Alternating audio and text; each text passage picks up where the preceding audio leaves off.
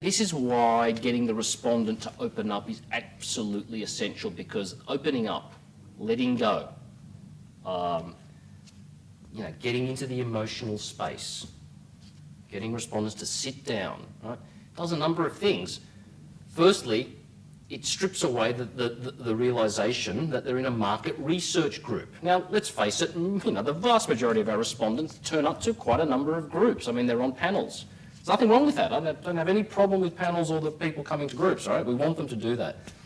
But, they know they're going to come. There's going to be a Q&A, there's going to be a table, there's going to be some snacks, they've got to answer some questions, and, etc. This does away with that. So automatically they're disarmed. They're like, now, what is this? This is like some kind of bad, bodgy sort of market research, whatever, we're going to go with it, right? It's different, we're going to go with it. So already it's refreshing. But getting them to open up is essential, right?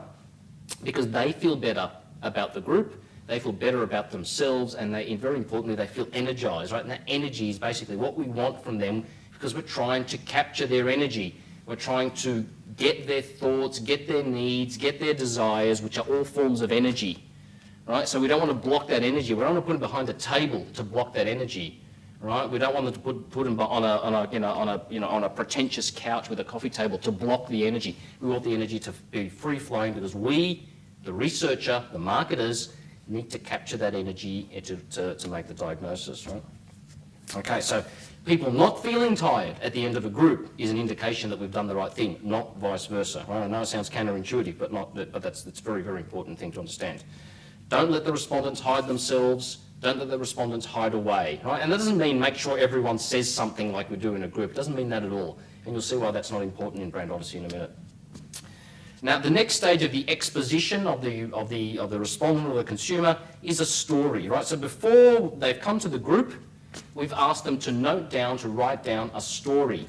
And the story is of their most powerful memory of X, Y, or Z, the subject matter. I can't go into too many details here, but I can give you the basic process, right? It's very ad hoc, and it's a very open-ended instruction to them. Do this at home before you come to the group. Maybe also make a collage or something, or a bunch of pictures to reflect that story, but you're not allowed to use you're not allowed to use advertising of that brand or the category in order to make the collages, right? So we've got to get them outside of the world of marketing. We don't want them to play back what's already in magazines about the brand. We know that. We can just look at the magazine ourselves, right? So bring that story along. Now, you don't tell the respondent beforehand that they're going to read this story out in the group. Once you do that, you're going to get a different story. Trust me. I know that, because every time they've come to the group and I say, have you managed, did you all manage to do your stories? Yes.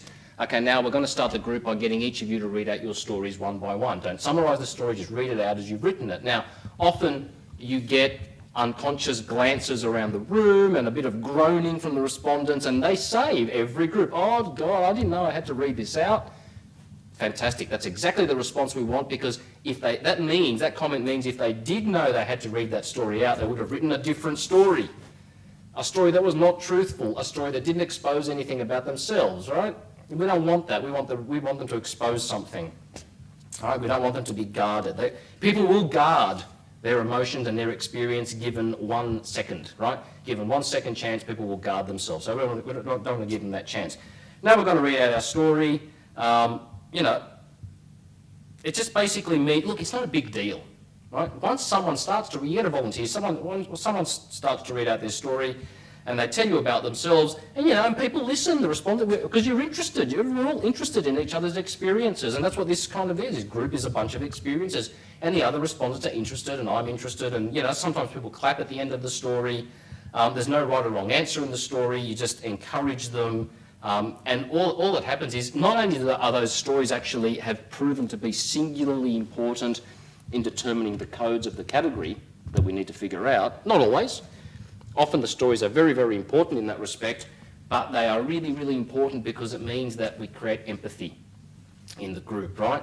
We begin to understand why the category is so important to us, why the minutiae of everyday life and our everyday brands are so important to us.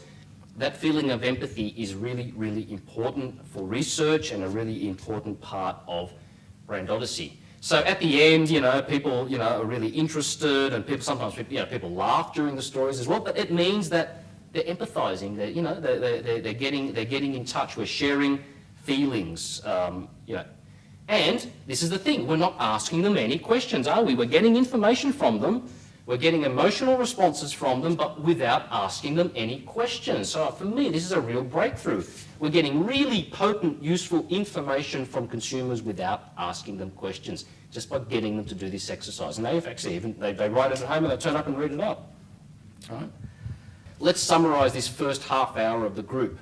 They've taken off their shoes, they've sat on the floor, we've done the same as the moderator of the group, right?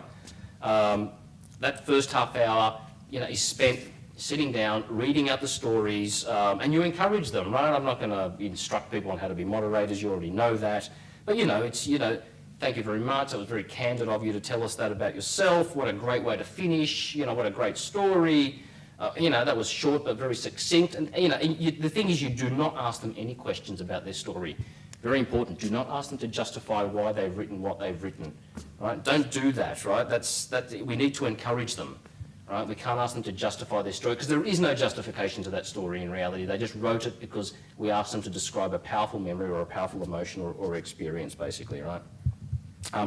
But don't worry. You don't need to have them explain the story to you. Once you collect a bunch of these stories from a bunch of different groups, you will see how meaningful these stories are, and you don't need that person to describe that story to you anymore. You will just read it. You will take it away with you, and you will reread these stories. You will watch the tapes again from the groups, and you will figure out what they mean, what these stories mean. You don't have to worry about that. You don't need the respondent to tell you what it means because they don't know. Okay, they don't know. That's up to us. That's what we're paid to do. It's our job to work out the basic meaning. The other thing, the last thing, this is just as the introduction to the group process, it's often very useful for the moderator to paint themselves as being very distant to marketing and very distant to the category. So I do this by saying, look, I'm not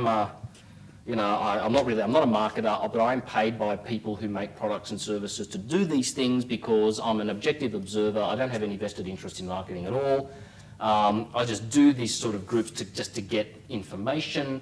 And I've really got to tell you that today the group is not just about information. Actually, I'm not really going to be asking you too many questions. So most of the group is actually experimental. I'm just trying out different things with people. That's why we're sitting on the floor and all this kind of stuff. Right? So that actually helps. Because make up your own story. But that helps because they're in a situation where this is not a market research group and you're telling them that this is not a market research group, and so by this stage they're kind of half believing you, right? They're half believing you that, like, okay, maybe this is something different altogether. You've got to distance yourself from marketing and from advertising totally in order to access the emotional part of the consumer. Otherwise they put blockages up. Because consumers are really savvy. We're talking to people who've grown up watching advertising and television their whole lives. They've been watching TV since before they could speak or think, probably, right? So that's why people are so savvy. That's why consumers can deconstruct everything that they see on the TV because they've been trained. They've been watching it since they were little kids. In fact, if you talk to little kids and teenagers today about advertising, they have the capacity to deconstruct a whole advertising campaign and also construct one for you as well. Now, you all know that as marketers. But it doesn't help to develop insight, right? That's actually an impediment to developing insight. We don't want a playback of what you've put out there.